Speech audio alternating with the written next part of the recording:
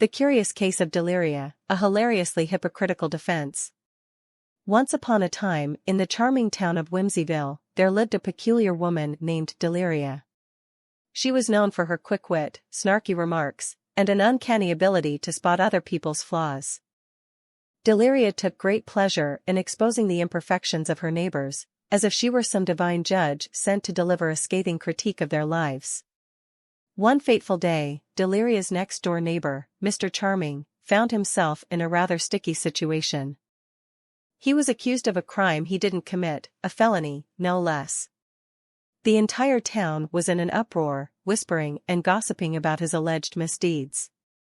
It didn't take long for Diliria to join the chorus, enthusiastically spreading rumors with a mischievous gleam in her eye. However, something unexpected happened as Diliria went about her usual routine of poking fun at others. A voice inside her head, probably the product of her conscience waking up from a deep slumber, whispered, "It's hard to think that you would let your unethical behavior get the best of you." Diliria paused for a moment, her sarcastic remarks hanging in the air. She pondered over the thought that perhaps she had been too quick to judge, too eager to point fingers at her neighbors while conveniently ignoring her own shortcomings. As Diliria embarked on a quest to defend Mr. Charming, she soon discovered the true meaning of irony. Oh, the irony! Here she was, the self-appointed queen of mockery, advocating for someone she had previously ridiculed. Diliria, armed with her biting sarcasm and hypocritical humor, set out to clear Mr. Charming's name. She gathered evidence, interviewed witnesses, and did everything in her power to prove his innocence.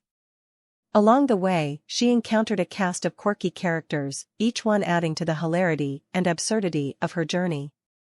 But the most unexpected twist came at the end. Just when Diliria was about to present her groundbreaking evidence. It turned out that Mr. Charming's innocence was a mere technicality. He was, in fact, guilty of the crime he was accused of, albeit unintentionally. Diliria's jaw dropped as reality crashed down around her. All her efforts to defend him, all her clever comebacks and righteous indignation, were in vain.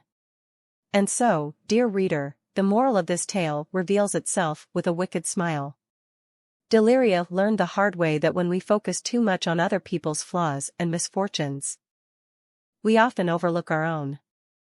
It's easy to laugh at the missteps of others, but life has a way of reminding us that we are not exempt from the very same follies. So, the next time you're tempted to point a finger and revel in someone else's downfall, take a moment to evaluate your own life. Remember, we're all human, and laughter is best when shared. And as for Diliria? Well, let's just say her own story is a perfect example of how quickly the tables can turn. After all, who knows what hilariously ironic situation she'll find herself in next? And so, dear reader, let this be a lesson to us all. It's hard to think that you would let your unethical behavior get the best of you. So, quick. The point of other people's shortcomings and downfalls. So, what if they live paycheck to paycheck or are convicted of a felony? People can be redeemed. But you were the one who started the vicious rumors, putting other people down and disrespecting them. Stop acting as if you're filled with such righteous indignation.